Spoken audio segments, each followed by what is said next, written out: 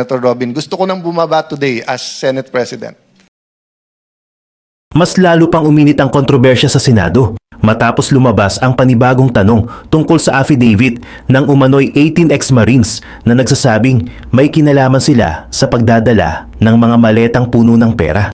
Sa gitna ng investigasyon sa flood control anomalies, hindi na lang ang laman ng affidavit ang pinag-uusapan ngayon, kundi kung bakit may mga pangalang umano'y kasama sa mga naunang aligasyon pero hindi nabanggit sa mismong pagdinig. Dito nagsimulang umikot ang malaking tanong. Bakit sina Senator Loren Legarda at ang magkapatid na Villar ay hindi natalakay, habang sina Senator Tito Soto at Senator Erwin Tulfo ang mas lumutang sa hearing? Ayon sa report, ang affidavit ay naglalaman umano ng mga alegasyon tungkol sa umano'y delivery ng mga maleta sa ilang personalidad. May binanggit daw na 2 medium-sized suitcases na umano'y dinala sa isang bahay sa North Forbes Park, Makati noong 2024 na iniuugnay kay Senator Loren Legarda. Mayroon din umanong bahagi ng affidavit na nagsasabing 7 medium-sized suitcases ang dinala noong 2022 sa Las Piñas na iniuugnay naman sa Villar. Pero sa ginawang pagdinig ng Blue Ribbon Committee sa block ni Senator Alan Peter Cayetano, hindi raw ito nabigyang diin sa proceedings. Nang matanong si Cayetano kung bakit hindi ito naungkat, direkta niyang sinabi na ngayon niya lang nakita ang affidavit at hindi pa niya ito nababasa. Para sa kanya, hindi siya ang dapat tanungin kung bakit hindi nabanggit ang ibang pangalan, lalo na kung hindi naman niya pahawak o nabasa ang buong dokumento noong mismong hearing. Sa kanyang pahayag, mas mabuting humarap ang mga testigo sa susunod na pagdinig para doon masukat ang credibility ng kanilang mga sinasabi. Pero dito, lalong lumalim ang tensyon. Ayon kay Cayetano, kung may tanong si Senator Erwin Tulfo tungkol sa affidavit at sa mga hindi nabanggit na pangalan, dapat daw ay humarap ito sa mismong hearing para tanungin ang 18 ex-Marines. Sinabi rin niya na mas magiging malinaw ang lahat kung haharapin ng mga testigo ang mga senador dahil doon malalaman kung alin sa kanilang salaysay ang matibay, alin ang kulang at alin ang posibleng may butas. Kasabay nito, binigyang diin din ni Cayetano ang kanyang pangamba na baka ang Blue Ribbon Committee, imbes na maging instrumento ng katotohanan, ay magamit umano para sa selective justice o para gawing scapegoat ang ilang tao. Para sa kanya, kailangang bantayan ng mabuti ang takbo ng investigasyon dahil sensitibo ang issue. Mga dating sundalo ang nagsasalita, malalaking pangalan ang nadadamay at milyon-milyong piso ang pinag-uusapan. Ngayon, mas maraming tanong ang naiwan kaysa sagot. Bakit may mga pangalang nasa aligasyon pero hindi lumutang sa hearing? Bakit piling senador ang nabanggit sa proceedings? At kung totoong may laman ang affidavit, sino ang dapat humarap? Sino ang dapat magpaliwanag? At sino ang dapat panagutin? Sa susunod na pagdinig, dito posibleng mabunyag kung ang affidavit ba ay magiging susi sa katotohanan o panibagong dahilan para lalo pang magkawatak-watak ang Senado. Mainit na naman ang eksena sa Senado nitong June 4, 2026 matapos pansamantalang suspindihin ni Senator Rodante Marcoleta ang pagdinig ng Senate Blue Ribbon Subcommittee tungkol sa controversial na flood control funds. Sa hearing na ito, humarap ang umano'y 18 ex-Marines na nagsabing may mga perang konektado raw sa flood control projects na dineliver sa iba't ibang personalidad. Pero bago matapos ang pagdinig, naging malinaw na hindi muna ito itutuloy agad dahil ayon kay Marcoleta, marami pa raw silang kailangang kunin, kumpirmahin at beripikahin bago muling humarap sa publiko ang investigasyon. Sa gitna ng hearing, hindi napigilan ni Senator Alan Peter Cayetano na questionin kung bakit tila hindi raw mas agresibong itinutuloy ang investigasyon. Para kay Cayetano, ang mas malaking tanong ay kung bakit may mga taong tila ayaw umusad ang pagdinig. Binanggit niya ang posibilidad ng selective justice, lalo na kung ang ilang testigo at ebidensya raw ay ginagamit para piliin kung sino ang madiin at kung sino ang mapoprotektahan. Ayon pa kay Cayetano, lumalabas daw na magkakampi ang ilang institusyon, mga testigo at mga personalidad na may interes sa kaso. Kaya para sa kanya, kailangang masusing bantayan kung patas ba ang takbo ng investigasyon. Mas lalong uminit ang usapan nang sabihin ni Cayetano na noong nagsimula raw ang investigasyon, hindi naman nila itinuturing na kalaban ang Malacanang. Pero habang lumalabas ang mga testimonya, doon na raw nila napansin na may mga pangalang konektado sa ilang senador ang nababanggit. Dahil dito, lalo raw naging sensitibo ang issue. Samantala, itinanggi naman ng mga senador na nadawit sa aligasyon ang mga paratang laban sa kanila. Ang grupo rin ni Senator Sherwin Gatchalian ay tinawag ang hearing na bogus, kaya mas lalo pang lumalim ang banggaan ng magkabilang kampo sa Senado. Sa kabila ng kontrobersya, iginiit ni Cayetano na dapat magkaroon pa rin ng panibagong hearing sa susunod na linggo. Para sa kanya, hindi dapat matigil ang investigasyon dahil lang sa leadership dispute sa Senado. Sinabi pa niya na handa raw siyang bitiwan ng Senate presidency kung iyon ang kailangan para masunod ang konstitusyon, pero hindi raw niya kayang isuko ang katotohanan. Sa puntong ito, malinaw na para kay Cayetano, hindi na lang ito simpleng committee hearing, kundi laban na raw ito para malaman ng taong bayan kung sino talaga ang nasa likod ng mga umano'y anomalya sa flood control projects. Si Marcoleta naman, bilang subcommittee chairman ng Blue Ribbon, sa block ni Cayetano, sinabi na hindi rin daw niya hinangad ang posisyon. Ayon sa kanya, ibinigay lang ito sa kanya noong una at gusto lang daw niyang gawin ang tungkulin alang-alang sa bansa. Pero dahil sa mga nangyaring pagbabago at hamon sa Senado, tila naagaw o naantala raw ang proseso. Gayunman, sinabi ni Marcoleta na bukas siya kung may ibang lehislador na gustong humawak ng responsibilidad, basta seryoso lang daw ang magiging pagharap sa investigasyon. Bago tuluyang matapos ang hearing, iminungkahi ni Cayetano na huwag muna itong i-adjourn, kundi isuspend na lang. Ang dahilan niya, kung suspended lang ang hearing, mananatiling valid ang mga imbitasyon sa mga testigo at resource persons.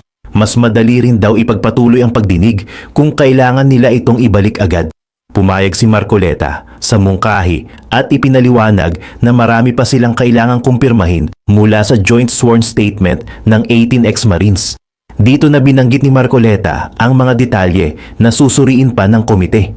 Kabilang dito ang mga address kung saan umano dinala ang pera, ang mga taong dapat ipatawag para kumpirmahin kung totoong may delivery, ang mga sasakyan na ginamit, ang security personnel, plate numbers at iba pang impormasyong lumabas sa testimonya. Sa madaling salita, hindi pa raw sapat na may salaysay lang. Kailangang may magpapatunay, may magko-confirm at may mga dokumento o taong magsusuporta sa mga aligasyon. Sa huli, formal na sinabi ni Marcoleta na suspended muna ang hearing until further notice. Makakatanggap na lang daw ng notice ang mga sangkot kung kailan, anong araw, at anong oras ipagpapatuloy ang pagdinig. Pero kahit sinabing suspended, hindi ibig sabihin ay tapos na ang usapin. Sa totoo lang, dito pa lang mas lumalim ang misteryo. Dahil kung totoo ang sinasabi ng mga testigo, sino-sino ang mga taong tumanggap? Kung hindi naman totoo, sino ang may interes na gamitin ang 18 ex-Marines para sirain ang ilang pangalan? At sa gitna ng banggaan ng dalawang kampo sa Senado, ang mas malaking tanong, lalabas ba talaga ang buong katotohanan o tuluyan itong malulunod sa politika? Kaya abangan ang susunod na kabanata dahil habang pansamantalang pinatigil ang hearing, mas marami pang pangalan, address, sasakyan at detalye ang posibleng lumabas kapag muling nagbukas ang investigasyon. Dito sa JP Amazing Stories, patuloy nating susundan ang kwento dahil sa bawat hearing, may bagong pahayag, may bagong denial at may bagong tanong na kailangang sagutin. Mainit na naman ang eksena sa Senado matapos magsalita si Senator Alan Peter Cayetano tungkol sa issue ng Senate leadership shake-up. Sa gitna ng kalituhan kung sino na ba talaga ang dapat mamuno sa Senado, diretsa ang sinabi ni Cayetano na gusto na raw niyang bumaba bilang Senate President ngayong araw. Pero hindi raw ganoon kasimple ang lahat. Dahil para sa kanya, hindi lang ito tungkol sa posisyon, hindi lang ito tungkol sa titulo, at lalong hindi lang ito tungkol sa politika. Ang sinasabi niya, may mas mabigat siyang dahilan kung bakit hindi niya agad mabitawan ang pwesto. Ayon kay Cayetano, may tungkulin pa raw siyang dapat gampanan para sa sambayan ng Pilipino at para sa Philippine Constitution. Kaya kahit gusto na raw niyang bumaba, may responsibilidad daw siyang hindi pwedeng basta iwan. Dito na nagsimulang uminit ang tanong ng marami. Kung gusto na niyang bumaba, ano pa ang pumipigil sa kanya? At kung may bagong majority na sa Senado, bakit nananatili pa rin ang matinding banggaan sa liderato? Sa gitna ng hearing at mga pahayag mula sa iba't ibang senador, Kitang-kita na hindi normal ang nangyayari sa Senado. May mga grupong nagsasabing may bagong ayos na sa liderato, habang ang kampo ni Cayetano ay patuloy na naninindigan na may proseso at batas na dapat sundin. Para kay Cayetano, hindi pwedeng basta na lang palitan ng liderato kung hindi raw malinaw at legal ang proseso. Kaya kahit may mga senador nang kumikilos para sa bagong direksyon ng Senado, tila hindi pa tapos ang laban sa pagitan ng dalawang panig. Ang mas mabigat dito, nangyayari ang lahat habang may malalaking isyong iniimbestigahan ng Senado, kabilang na ang mga kontrobersya sa flood control projects at mga aligasyon ng korupsyon. Kaya para sa ilan, ang leadership shake-up na ito ay hindi lang simpleng palitan ng upuan. Maaaring may koneksyon ito sa kung sino ang makakahawak ng imbestigasyon, sino ang magdidikta ng direksyon, at sino ang magkakaroon ng kapangyarihang magpasya kung aling hearing ang itutuloy at alin ang mahihinto. Sa pahayag ni Cayetano, malinaw na gusto niyang ipakita na ang pananatili niya ay hindi dahil ayaw niyang bumitaw sa posisyon, kundi dahil naniniwala siyang may obligasyon siyang ipagtanggol ang proseso. Pero sa kabilang banda, marami ring nagtatanong kung hanggang saan ba dapat umabot ang paninindigan na ito. Kung may bagong majority na nga, dapat ba siyang bumaba agad? O tama lang ba na humingi muna siya ng malinaw na legal na batayan bago tuluyang bitawan ang pwesto? Dito na lalong nagiging komplikado ang sitwasyon dahil sa Senado ang numero ay mahalaga. Kung sino ang may bilang, kadalasan sila ang may kontrol. Pero kapag ang bilang, proseso at konstitusyon ang sabay-sabay na kinukwestiyon, nagiging mas malalim ang banggaan. Hindi lang ito simpleng sino ang Senate President. Ang mas malaking tanong, sino ang may legal na karapatang mamuno habang hindi pa malinaw ang lahat? Habang nakaupo si Cayetano sa harap ng media at ng publiko, mabigat ang impact ng kanyang sinabi. Gusto ko nang bumaba today as Senate President. Pero kasunod nito ang paliwanag na may duty siya sa Filipino people at sa Constitution. Para sa kanyang mga kaalyado, posibleng ito ay tanda ng paninindigan. Pero para sa kanyang mga kritiko, maaaring ito naman ay nakikitang dahilan para manatili pa sa pwesto kahit may bagong galaw na sa Senado. Sa huli, isang bagay ang malinaw, hindi pa tapos ang gulo sa Senado. Ang pahayag ni Cayetano ay lalo pang nagbukas ng mas malaking tanong. Kusang loob ba siyang bababa o aabot pa ito sa mas matinding banggaan sa loob ng institusyon? At habang patuloy ang palitan ng pahayag, habang hindi pa rin malinaw kung sino ang kikilalaning tunay na leader ng Senado, mas lalong nag-aabang ang publiko kung ano ang susunod na mangyayari sa isa sa pinakamainit na political standoff ngayong taon. We cannot generalize, just like politicians, you cannot generalize lahat kayo corrupt. Ba't maraming corruption? 'Di ba? Sa business community, sabihin nyo, iba sa inyo nangongorap. Hindi man lahat, 'di ba? But just to express yung frustration na nadama ko kay Chairman Senator Marcoleta, tingnan nyo yung nangyari kahapon, ha? Katanging-tanging Philippine Star lang ang nasa front page din, Cayetano, I'm still Senate President. Okay? Sa Philippine Star, to be fair, ha? Siyempre, mas malaki yung sa kanila. Okay lang yun kasi araw nila kapon. Pero kasabay pa rin, Cayetano is still the Senate President. Okay. Tandaan nyo yung context na sinasabi ni Senator Marcoleta. Hindi naman martial law ngayon. Malayang pamamahayag. So, importante, tama impormasyon natin sa ating kababayan. Titignan mo ang bulletin today, yung isang side lang, kung meron man nasa loob, sa front page wala. Wala at all. Okay. Siyempre, yung isa sa pinakakilala at alam natin pinaka-credible, Inquirer, sila nandun, ang Alang Cayetano sa taas, ICC, told of Alan Robin, tied to Bato. Nagkaroon pa sila ng space para this Cayetano has palace backing, a new PTB boss. He's talking about yung bunso kong kapatid. No? Pero wala dyan po sa harap na Cayetano is still Senate President. Ganito din po sa Manila Times. Senator has power from Cayetano, Bonoan, Group Sus Cayetano. So, news din naman po yan dahil I'm Senate President. Pero wala po dyan na Cayetano is still Senate President. Tribune, ganun din po. Complaints mount against Cayetano, Senate coup, pero nothing about Cayetano is still Senate President. No? Manila Standard, obstruction of justice filed versus Alan Robin Aplaska.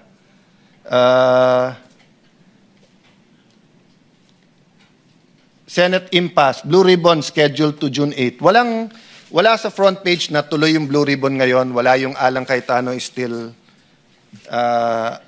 Malaya Business Insights, Alan Robin face obstruction wraps over Batos escape, etc. No? So what's my point here? If you were a Filipino abroad or sa mga online ka tumitingin, akala nyo legal at walang issue yung nangyari kahapon. Yun yung ibig sabihin. But again, sa mga reporters natin sa Senate, alam ko yung buhay ng reporter, they have to submit 6 to maybe 8 stories a day. Yung editor at yung naglalatag, di ba? So yun lang ang tanong ko sa mga naglalatag ng dyaryo na to. Bakit sa dami nating dyaryo, Philippine Star lang ang nag-report na meron dispute?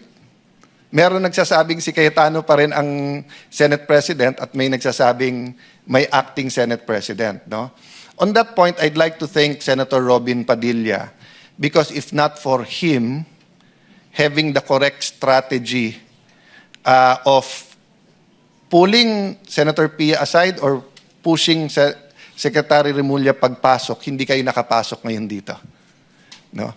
And I'd like to thank every single member ng staff ng Senado who are here today. Katulad ng ating lounge, hinanda pa nila yung pagkain, yung nag-ayos ng mga mesa.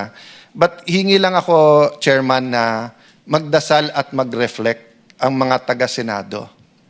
If this was the declaration of martial law, 50 years ago, etc., no? There were many issues then. It was a different time. Pero you reflect later on, tama o hindi na padlock. I'll not judge that, no? I'll not judge that kasi we're here today. But here today, who is the legitimate Senate President? Because hindi to away ng dalawang barkada. Ang lahat ng empleyado natin dito will have to decide on Monday. Do we follow the Philippine Constitution or the Constitution of the 11+1? Do we follow the Senate rules or do we follow the rules of the 11+1? Sabi sa akin ng isa kong kaibigan kaninang umaga, Chairman, sometimes you have to bend the Constitution to please Malacanang. I don't believe in that. Di ba? You can please Malacanang 1,000 ways, but don't bend the Philippine Constitution and our rules. And then, of course, as I said, iba-iba kami ng religion dito. Lahat tayo may pinaniniwalaan word of God. Babalik tayo sa truth, no? So, Mr. Chairman, I hope hindi tayo pigilan next week. And I have to apologize to you. Because kung walang issue dito, you would have been offered protection at least kung saan kayo pupunta dito. Diba? Having said that, Mr. President, ang news ngayon, Mr. Chairman, is that the President will call a special session. That's good. Because we announced it, alam na namin na minority na kami in terms of the number. Kasi nga, kinulong na nila si Senator Jinggoy, hindi pinayagan ang online voting sa senador, pero pinauwi lahat ng empleyado ngayon, mag-work from home na lang daw sila. So alam namin, napapalitan nyo kami sa committee, pero hindi nyo mapapalitan ng President kung hindi 13. So eto lang pakiusap ko sa Malacanang. Kumuha kayo ng isa pang senador para sa special session, bumaba na ako bilang Senate President para wala na tayong problema pare-pareho, pero para masunod yung konstitusyon. Kung pwede lang, Senator Amy, na bumaba ako today, Chairman, Senator Robin, gusto ko nang bumaba today as Senate President. Ang problema, I have a duty to the Filipino people and to the Philippine Constitution. Ang nakalagay, until your successor is elected. Hindi pa tayo